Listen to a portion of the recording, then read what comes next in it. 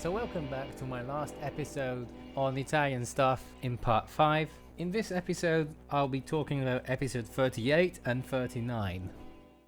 Beginning with episode 38, the first thing to mention will be that when John assumes Dio's pose in the intro, Gold Experience shows having 3 light points, and apart from referencing the Halo thing that we already talked about in the last episode, it could be a reference to the Trinity, so his ascension, and The number 3 seems to be a recurring symbol in the Dio lineage, having like him with 3 marks on his ear, 3 donuts on Jono's head, and this. So next I'm talking about the people living under the bridge. Even though it seems to be exaggerated in the series, the drug problem was and still is a problem in Italy. During the 80s it was at its apex, with what people sometimes call the lost generation, and this is an argument I prefer not to go over today. So when we see Diavolo dying a lot of times and making the sound with a lot of echo, we see this hospital obituary which has kitchen utensils, and it could be a reference to the decay of hospitals created by the support of the mafia, which are in very precarious conditions. Talking then about the fate of Diavolo, he's sentenced to never reach the point of death forever, and since he falls in many categories of a Dante hell, he gets different forms of punishment. At one point, a nurse checks his liver, which also connects to the figure of Prometheus, who was punished by the Greek gods to never die and have his liver eaten by an eagle. He was chained by the chains of fate to this rock, so it connects to the Vento Aureo thing. Also, like, does this girl have a doll of herself? Like, what's the deal with that?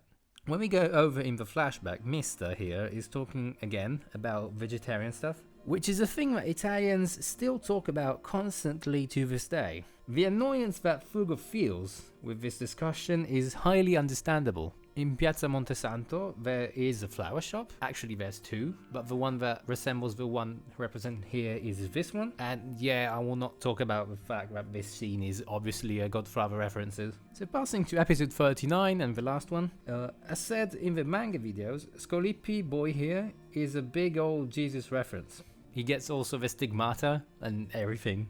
The thing with Rolling Stones is that it reveals to you the way you die, and then it lets you embrace it for an easy passing. What we see here is Bruno dying, and when Mister decides to take this fate in his hand and live with it, he lands on Fugo's car, injuring him in the meantime. And since Fugo was left in charge of the Leaky Eye Luca investigation, if Mister hadn't landed upon him, Bruno would have never met Giorno.